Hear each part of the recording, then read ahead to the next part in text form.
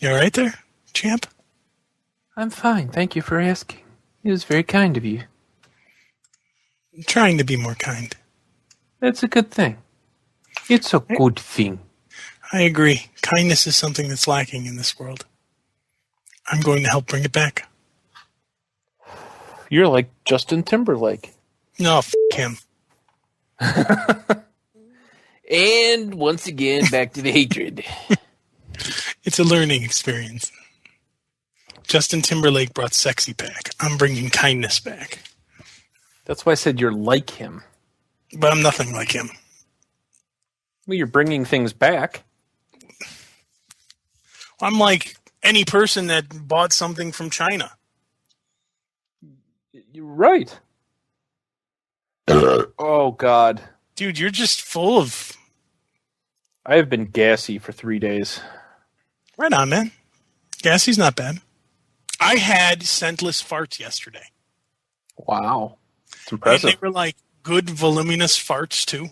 There was just good reverb, just good everything on it, and they were scentless. I don't know. Is that good or bad, though? That's good. Well, I took a shit right before that, but I was still gassy. Basically, if I have to take a shit, my farts smell. If I don't, or I just took a shit, my farts then tend to... But isn't that part of the being proud that you just rip a loud, obnoxious underwear ripping fart and then have it followed up by if it's just you, yeah, you know what I mean. If it's just you sitting there, what difference does that make? That doesn't bring you pleasure at all. Well, no, it does in part, but it's not a necessity. Okay. The smell is more important to me when there's someone else there to appreciate it. To be affected by it. Exactly. When there's no one there to appreciate it, just the sound. I just need that good sound. And then I'm all right with it. I see. Is Phil here yet? I am present. I joined at the most inopportune time of that discussion. Indeed, you did. No, that discussion, there's no inopportune times there. That was good all around. That's money. That's a good conversation. That's things that we need colleges to spend funds on and figure out. This one will blow your mind. I used to work with a guy, and his theory was I poop in order to fart. You, personally? No, this was a guy that I worked with. That was his thing. He would say, I have to poop in order to fart, so the egg comes before the chicken, or whatever. Oh, that dude leads a sad life. That I honestly kind of feel bad for that guy. Because he's missing out on a lot of pleasure if he can't fart.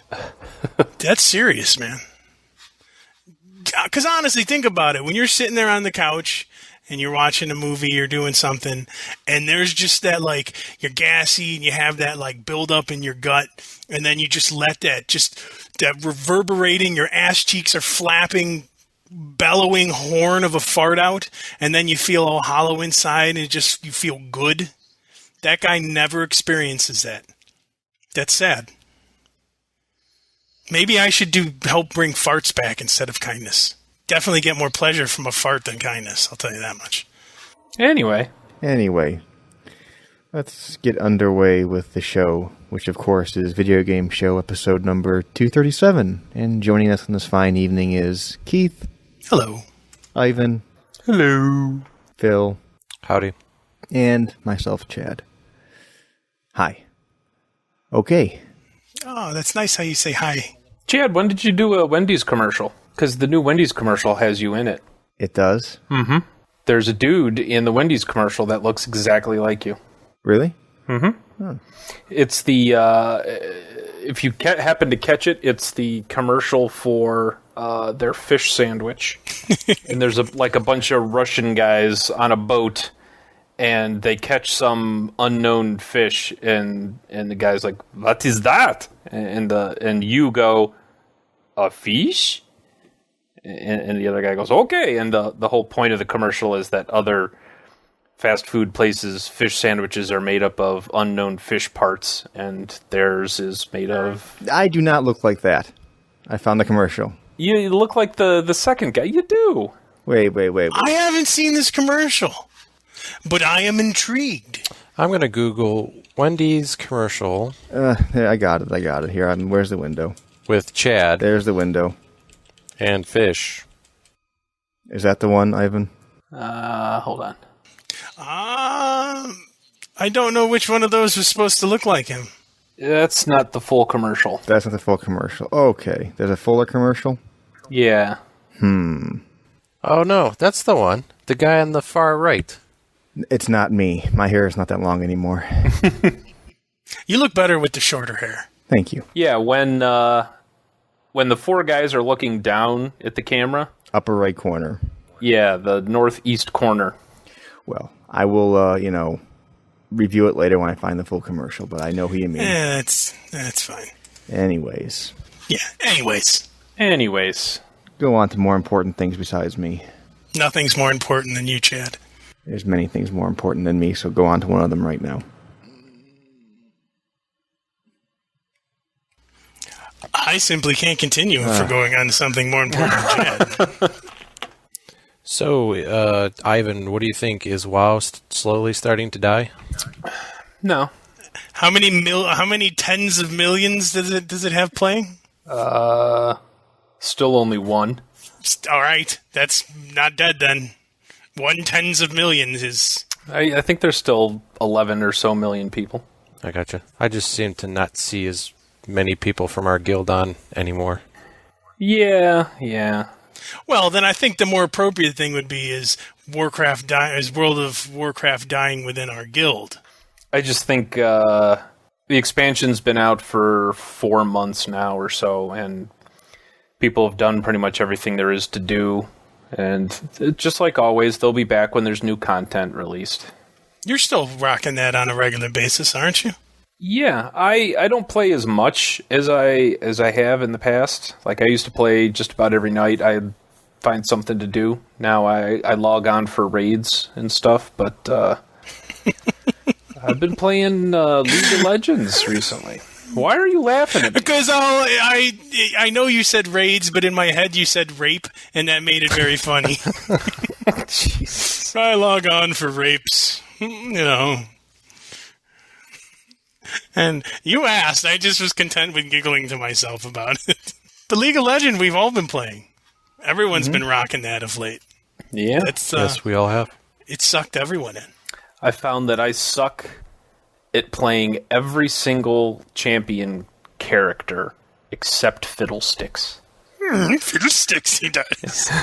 I friggin' rock the Fiddlesticks. I've found that Dr. Mundo is He's awesome. fun. I played him right before I joined Phil and Lano. I didn't do so well with him, but I'm rocking him. We did an intermediate thing, and I literally only died 3 times. he's cool. He sucks pretty bad until you hit level 6 and you get that healing ultimate thing. Yes, you're correct. He does. But yeah, once you get that, then yeah, he rocks pretty hard. He's almost impossible to kill. I don't know. I mean, I remember Chris brought this game up, a long time ago. But it just kind of boggles my mind that we haven't ever played it. Yeah. Until now. We've always been on our Dawn of War and whatever else, RTS kicks during those times too. Well, I think the big thing for me, at least, is that it is a full-featured, deep, awesome game that's free. You know, there's no real investment that you have to make. You don't have to put any kind of money. There's no monthly fee thing. That's kind of the big reason I haven't played or bought a lot of games, because our group has a horrible habit of buying a game and playing it for a month and then never playing it again. Unless it's something like really super awesome like Raven Shield or something. So, and World of Warcraft had been keeping me, pretty busy. I didn't need to play any other games. I was enjoying playing that. But I happened to try this just because it's free. I figured there's no downside to not. Yeah. But yeah, dude, that game has been it's fun. I've been digging it. Although I did play Dungeons, and have all you guys played Dungeon Keeper? Do you remember that from back in the day? Yeah. It's very similar to that with nicer graphics. So your dungeon, it also kind of has like an Overlord goofy feel to it. Like, you have your little goblin minion your henchman that's telling you what to do, and he's like all goofy and joking around. It has a comical feel to it. But the whole object is you're dungeon lord, and there is obviously dungeon that you're in, and you need to make it enticing to adventurers, for adventurers to come in. And the adventurers want different things. Some adventurers want gold. Some adventurers want to find magical items. Some adventurers want monsters to fight.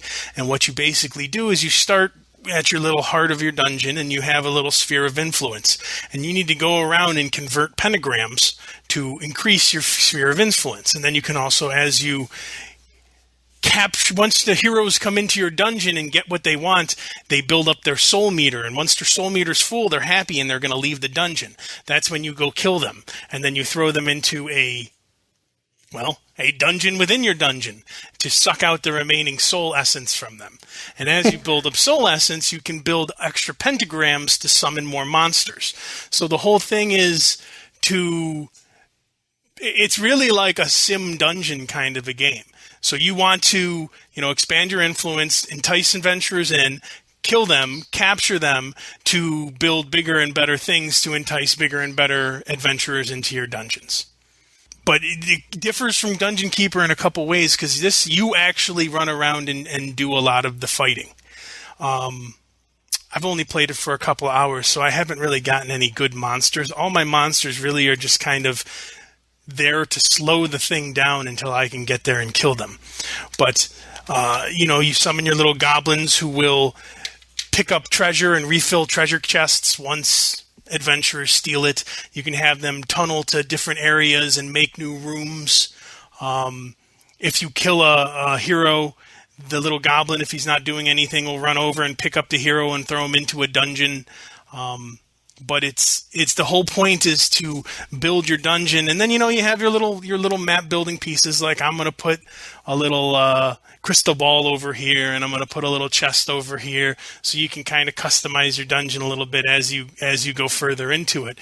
But the whole point is to make your dungeon more enticing for the heroes, so that you can attract them in, kill them, and then take their soul essence. So you build the dungeon, and then you kill the people that go into the dungeon? Is that what you just said? It's not even that you build it. It's that it's kind of there and you're in it.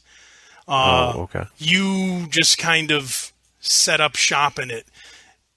And then you go open the doors to outside, and the adventurer doors. And once the adventurer doors are open, every minute or so a new adventurer comes in. And based on that adventurer's needs, they're going to go around your dungeon looking for something to do. Now, if you have someone that wants to kill stuff and all you have is traps and gold and stuff like that, then they get angry and leave. And then if they get angry and leave, less adventurers come to your dungeon, because once they get outside, they apparently tell their friends that your dungeon sucks. Okay, I think I misheard you. I thought you said that after they complete it, you can go in and kill them. Yes, once they come in, so adventurer comes in. Adventurer wants gold. Adventurer comes in to get gold. Adventurer then gets his fill of gold and goes, all right, I'm as happy can be. I've got all this gold. I'm going to go home and spend my money on wenches and ale. And they start to leave. And you have to go kill them before they leave, and then throw them in a prison to suck all their happiness out. Because it's actually like soul essence or something, but in essence, it's their happiness. And then with your happiness, that's when you can start building new pentagrams to expand dungeons. That's like you get the soul essence, that lets you do the stuff that you need to do to win the boards. But you need to set it all up so that everyone has everything that they need, so that all the adventurers are happy. But it's very overlordy in the feel of, it's kind of silly and carefree and that kind of thing. Sounds like this game really fits your personality. It's fun. I just, Like the tutorial, I ended up doing the tutorial board for like an hour and a half because I couldn't figure out how to build new pentagrams, because you have to build the pentagrams to increase your sphere of influence. Because everything within your sphere of influence is yours. Everything that isn't belongs to some rival dungeon lord. So it really didn't tell me how to do that. So I was just constantly running around killing skeletons that were running loose, like from the other dungeon lord, and adventurers that kept trying to take my money and leave. And I couldn't figure out what was going on. So it really didn't do a very good job. I had to just sit there and mess with it. But so far, I kind of dig it. I don't know if I would spend $50 on it. Well, the game right now is $40 on Steam. I'm looking this up, and it's I'm just trying to see what else there is to the game besides the single-player component. There isn't a multiplayer, correct? No. Now, I already know that I didn't try it, but I downloaded 2. They already had 2 additional things of downloadable content, which just as soon as you log in, it says, do you want to download this? And I said, sure, and downloaded it. But I would honestly say it's about a $25, maybe $30 game. I personally wouldn't buy it for $40. There is a demo on Steam, though, for people who are interested in trying it. It's an entertaining game, I will say that. I would recommend that you try the demo. If you're, probably 25 or older and remember Dungeon Keeper, and you'd like that game, without a shadow of a doubt, go download it and try it. It does differ from Dungeon Keeper in a little bit, because Dungeon Keeper was more about keeping your monsters happy as opposed to keeping the adventurers happy. Because I remember in Dungeon Keeper, you had to make a little monster casino that your monsters, when they were sad, they could go to the monster casino and gamble and win. And then, then they were happy and they'd stay in your dungeon. The whole point was to attract the monsters into your dungeon, and then once they were there, they would kill the adventurers. But this is kind of the opposite. But it's a pretty fun game. I kind of have been enjoying that, but I've been playing mostly League of Legends. Fiddlesticks. Fiddlesticks he is. And what is Fiddlesticks, by the way? Is he like a ranged or melee or assassin? Yeah. Is he a ranged melee or assassin? Yeah. I do the same thing. I know what he's doing. He is a ranged mage character. I know he has this fear attack that sucks.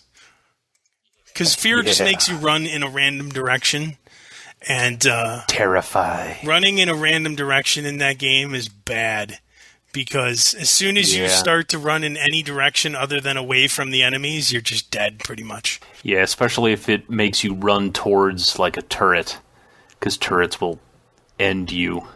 But it's kind of funny that everybody is getting into this right now. Chad, what are your overall impressions since you've been playing a little bit this week? I've only played, 2 games. My impression so far, I've only played 2 ranged characters. I probably have to play some more melee and more mages or healers to get more of a good feel. What ranged guys have you been rocking? What's the first one I played with you guys with the chick with the gun? Okay, Caitlin, I think her name is. Kate, yeah, and the second last night was Ash. No, not Ash. The Ash the Archer. Yeah, yeah, it's Ash. So most of the gameplay I've been doing is just run up, shoot, run away. Even with the melee, that's what you're doing. Yeah. It just seems a lot of the same. I don't know if I'm gonna get frustrated by that or not eventually, because I don't like the fact that everyone starts out the same. You're all kind of weak, and no one's really overpowered, but that's a good thing. I was about to say, do you really want someone that's overpowered? No, you don't want someone that's overpowered, but it just feels like all the tactics become the same. Wait for someone else to help me out, go after a turret, push them back, hit the turret a little while, come back, wait for the minions to come up, run with the minions to the turret, and start nailing it again until we destroy it. The only time it ever varies is when I get rushed by, 3 or 4 of those bot things. Now, I'm guessing maybe things would be different if I played real people as opposed to bots. The real people is obviously a lot harder. Harder, different. Harder. I would imagine harder because when you're playing against the AI, if the champion bots run into minions, they pretty much, for the most part, will stop and attack the minions. Whereas if you're playing against a human person, they're just going to ignore those people and go straight for you, the opposite champion. I have to play it a few more times. I have to play different classes. I'm getting tired of the range guys. I need to try different people. I mean, I will say that when you switch guys, it's noticeable. It's not like oh, I just do the same thing and I'm done kind of a deal. Yeah, I know it's not going to be the same kind of tactics I'm going to use. I know it's going to be different. It's just I just have to see how different it feels. And that's kind of why I'm afraid to try something other than that Morgana character that I've been playing for the last week and a half. Just, I've gotten so accustomed to the rotation and what spells to buy and when to buy them and what equipment to buy and this and that. We mentioned equipment. Equipment's a big thing for me because I'm not used to all the equipment yet. I don't know what I should buy versus what I shouldn't buy. I'm just buying what I think is the best at any one given moment based on the money I have. Like, I'm buying the best thing in a certain category based on the money I have. Well, there's also the recommended. There's that, but, I don't trust recommended crap. I'd rather just experiment. It's actually pretty spot on. Okay. The big thing with that is it really depends on what your guy does. And I know that sounds kind of vague, but is your guy a power guy? Is he a, what I mean? Based on what he actually is what you're going to be buying. So, like, for example, Master Yi is super fast attack guy. That's kind of his shtick. So you want to highlight that and do things that are going to make you attack more. Dr. Mundo is all about regenerating. So what you want to do things that let you regenerate more with him. Yeah, and there's like guys that every time you hit, they have a chance to do something. So you want skills that complement that. That website that I put in chat, I found it's pretty good. If you can find essentially what it is it's a bunch of people posting their builds and stuff. Yeah, that's the one I use as well, that site. Yeah, if you go to builds and guides and then do a search on the guy, if you can find the right one, it'll give you ability sequence with little dots, so it tells you which spell to take at which level, and it gives you a gear guide. So, you have 500 gold, you buy this thing, and then you save up until you have like 1,100 gold, then you buy this thing, and it even gives you like mastery trees so you know which skills to take. But it's nice. I leave this open while I'm playing so that, oh, look, I'm level 4. What do I take at level 4? I take Terrify at level 4. So it's kind of nice. It makes it easy. Yeah, I need to play more because I need to see all these runes and these mastery trees more because I'm not seeing that stuff yet. It's not really... I'm only like level 3 or 4, so, Yeah. From what I've heard, runes you don't even screw around with till you're like level 20 or 21 or something like that, because I guess that's when you can get the highest level runes, and apparently the lower level ones aren't even worth taking. I bought some because they're like 30 IP a piece, and I got like a plus extra 7% attack speed for a grand total of like 300 IP. I mean, even if that just sits like that, it's better than 0 attack speed.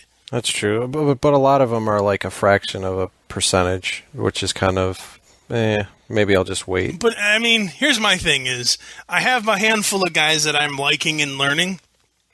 I don't have to get the next guy right away. So, instead of, if I spend 500 IP points and I have a full stock of weak runes, I'd rather do that than... You know what I'm saying? Or no? Mm-hmm. It's more beneficial, I think, from my standpoint. Well, yeah, you kind of have to learn a couple different types of classes, too, because if, say, Ivan wants to play his range guy Fiddlesticks, and Fiddlesticks. Chad wants to play the archer, you need to have at least 1 or 2 melee in there to kind of balance it out. Otherwise, you're not going to be able to take out towers, and you're not going to be able to take out the bosses as easy. Even more important than that is if you're playing with some random people and they take your dude. They get on first, and they take your guy. You can't have 2 of the same guys. So if I join some random group and he picks Fiddlesticks, I can't pick him, so I got to play somebody else. So you should have at least 2, maybe 3 guys that you enjoy and know how to play, just in case somebody takes the 1 or 2 guys that you like. But Phil's right, too. You don't want like 5 ranged mage guys because you'll just get your ass handed to you, so you kind of need the complement of a couple different classes. Mm-hmm, mm-hmm. Yeah, I just need more experience playing the game. I just need to know the people more because I'm just like, still trying to figure out who's ranged. But, I mean, I will say from the sense that you're saying that you feel like it's the same thing over and over again, in theory, yeah, that's true. But in practice, it's not. because I know when I switch guys, I go from rocking to sucking horribly. Mm-hmm. Yeah. Now, again, I'm playing the same type though, so I need to play somebody else and start really getting a mastery down on the guy, so I can understand. Because I'm good with the range guy. I can get hits in there. I've killed some people, so I know what I'm doing there. I just need to play somebody else and just get a different feel to see how it changes. Well, and you would never know. You've been playing the ranged guys. You may play a melee tank guy, and you may rock at him and absolutely love playing him. Yeah.